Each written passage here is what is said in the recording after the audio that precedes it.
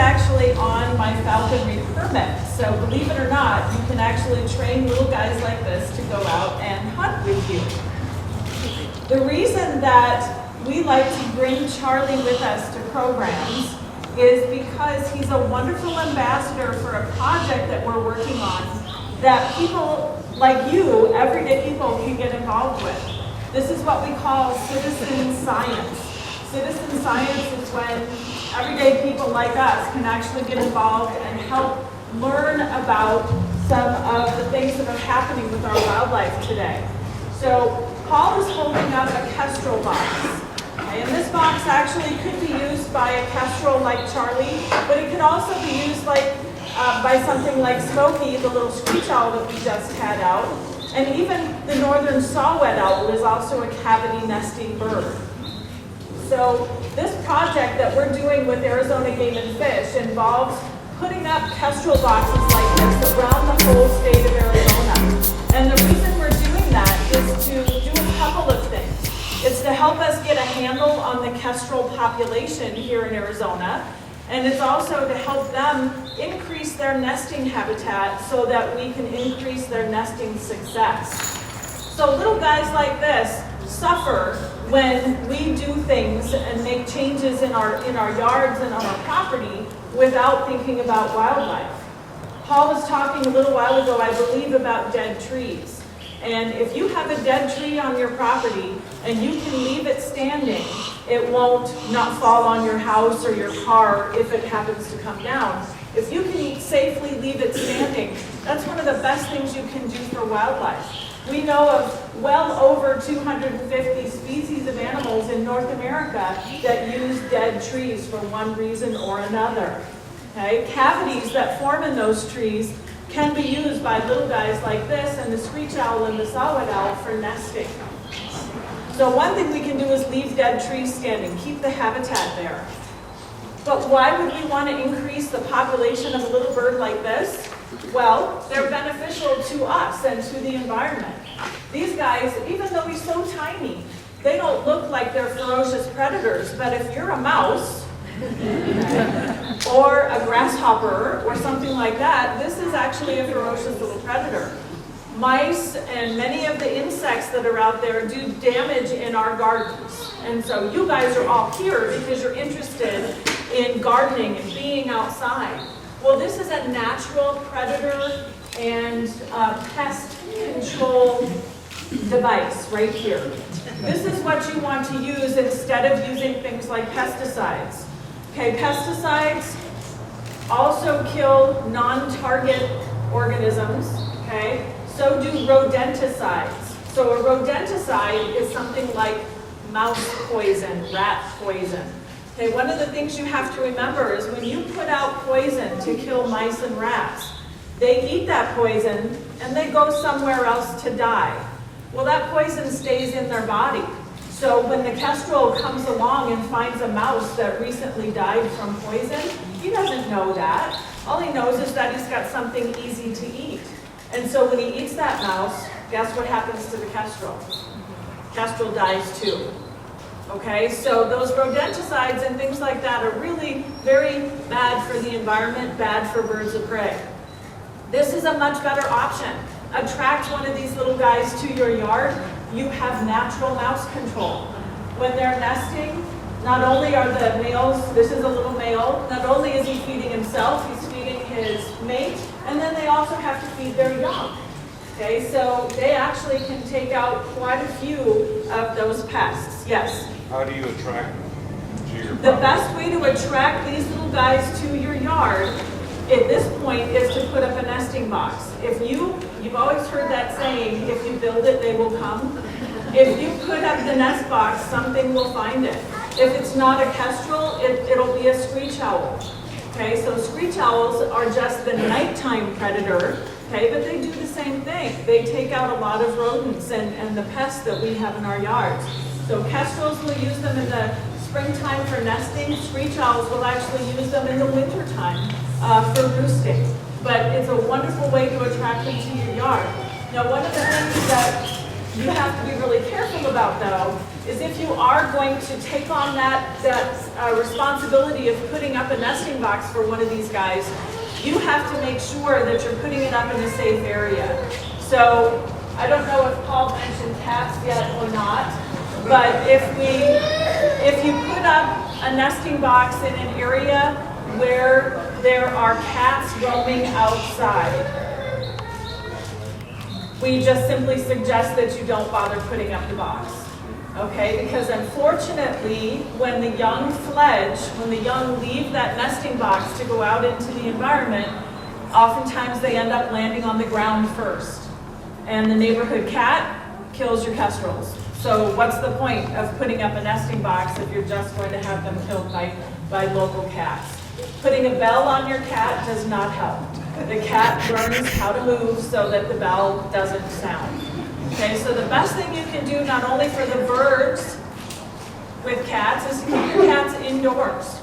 We have cats. I love cats. They're indoor cats. Okay, cats kill 1 billion, probably more than that, songbirds and small rodents a year in the United States alone. 1 billion. Okay, so that's one of the most dangerous things for wildlife today is cats that are roaming outside. Okay, question? Yeah, too. Where can we get the boxes and how high up on the tree should we place them? Excellent questions. Where can you get the boxes? Well, we actually brought a couple with us today that are for sale. We don't make any profit on the boxes. It's simply to cover our cost for making them.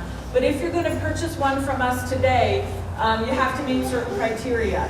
Okay, we want to come and take data from that box so that it can be part of the study that we're doing, but we also want to know that you don't have cats that are roaming outside. Okay, the other thing you can do is on our website, and we brought some business cards and things with us that we can have out at the end. On our website, you can find the plans and you can make one yourself. Okay, and typically you want them 10 feet or higher off the ground. And so you're going to need a tall ladder and a nice tall tree. You can also put them up on a pole. And if you purchase one with us and want to be part of the study that we're doing, we'll help you with all of that. Okay, Paul, would you like to carry Charlie around so people can see a little closer? Part of what we're doing with this project is we are also collecting data on the birds that we happen to find in the nesting boxes. And Paul and I both have a permit that allows us to actually band the birds. And so we take a little metal band that comes from the bird banding lab, and we place that around the leg of the chicks that we find in the boxes and also the adults that we catch.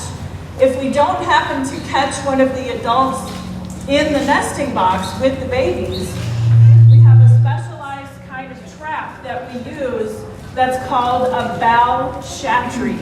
And the bow chattery is an old-style falconry tool that you can use to catch live birds of prey. Essentially, it's made out of wire mesh. There's a little trap door in the bottom where you put a lure inside. And when you're trying to catch an adult kestrel, the easiest thing to catch them with is a mouse. Okay, you put a live mouse inside that runs around. You go near the nesting box. You plop this down on the ground and move away. The adult kestrel will come down. He'll be dancing around on the top of the trap trying to get the mouse that's inside, and they get their feet caught in the monofilament loops that are on the top. So we use the bow chattery to catch the adult kestrels so that we can band them. We take data from each bird. We weigh them to get an idea of what their health is like.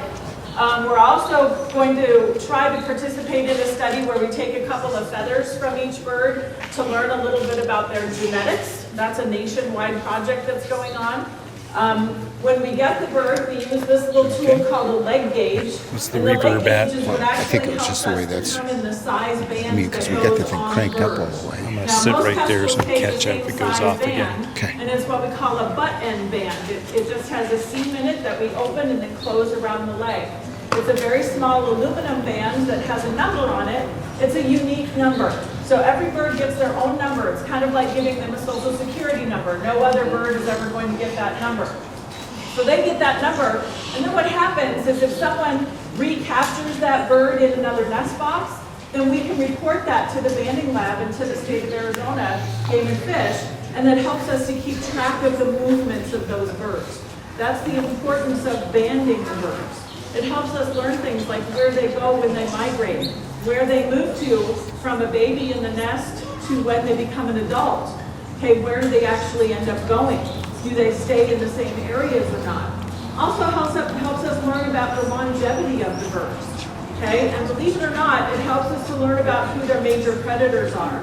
For example, one of the predators that we have of these little guys are the daytime hawks, like Cooper's hawks, but owls will also take out the daytime birds. So you probably are aware that owls only digest part of what they eat. Everything that is non-digestible, they spit up once a day or twice a day in the form of a pellet. Well, believe it or not, many a bird band has been found in an owl pellet.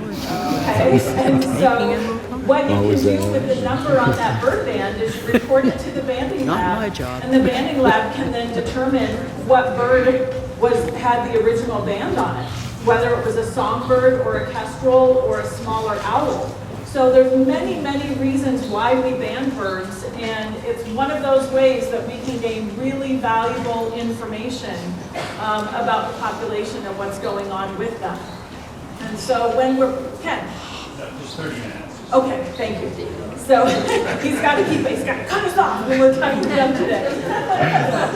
So there's data that we take on each bird, like I mentioned. Try not to get too close here. We use the leg gauge to help us determine what size band to put on the bird. This is actually what the bands look like. If anyone wants to see them up closer after the program, you're welcome to come up and take a look. Like I said, they each have a 9-digit number on them unique to that bird. We also do things like measure the wing chord. And the wing chord is a very specific measurement on a bird of prey that goes basically from their wrist to the end of their longest primary feather. In some species of birds of prey, you can actually determine the sex of the bird based on their wing chord. Okay, so with birds of prey, who do you think is bigger, the female or the male? Female. Okay, I got the majority of you said female, and you would be right. Okay, yes, it's the female that's bigger when we look at birds of prey. And we think there's a few reasons for that. One of which is she's the one who's got to lay the eggs. So it's better for her to have a larger body because she's laying the eggs. She's the one spending the majority of the time incubating, although some males incubate as well. Okay, so the bigger body size is better for her for incubating. She's also on the nest more often and going to be protecting. That's Charlie. And Charlie's just letting Paul know that he's seen something that he's a little spooked by. The females are going to be on the nest, protecting the young. Okay, and another really interesting theory is if the male and female are different sizes, they'll probably take different size prey. So even though they're defending a nesting territory together, if they're targeting different prey on that same nesting territory, then there's less competition between the male and female for food. Okay, so there's a lot of really interesting things that we can determine by looking at the measurements of birds. Okay, we've learned a ton about them by banding them like we're doing with this project. So a kestrel box, and this is an example of one here, when we create those, we create them at a very specific size. Okay, but one of the parts of the project that we're doing right now is taking measurements of all kinds of things. When you put the box up, how high is it off the ground? What's the orientation? Is it facing north, south, east? One of the things you have to be very careful about with that is the hole where the birds go in and out. You don't want that facing the prevailing wind direction. You don't want wind blowing into the hole because when it gets cold, then you're going to be bringing the wind right into the nesting box. So you always want to face that away from the prevailing wind direction. So height off the ground, orientation, how big is the actual hole? What are the actual measurements on the boxes? All of that information is going into a really big database, and once we start getting kestrels to use these boxes, the Arizona Game and Fish is going to do a project. They're going to do an analysis of all of that information to try to figure out why each box is being used. Is there a specific formula that the birds prefer? Okay, because we can only guess at that. They find cavities all on their own in the wild. Okay, we can only guess what they prefer. So we're trying all different versions and taking that data and figuring out what they actually are going to prefer. Any other quick questions about that? Yes? Oh, it's okay.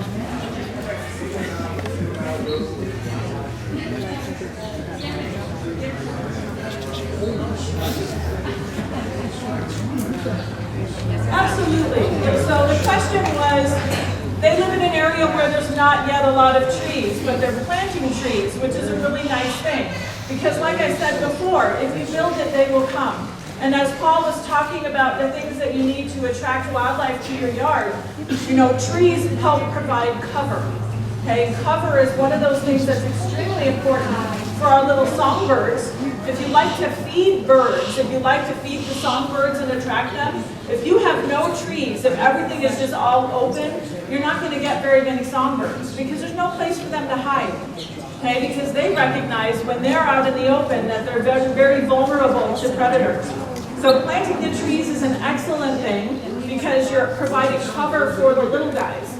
Okay, but if you put up a box of a kestrel for a kestrel or a screech owl, all you're doing is simply attracting another form of wildlife. And yes, that is beneficial.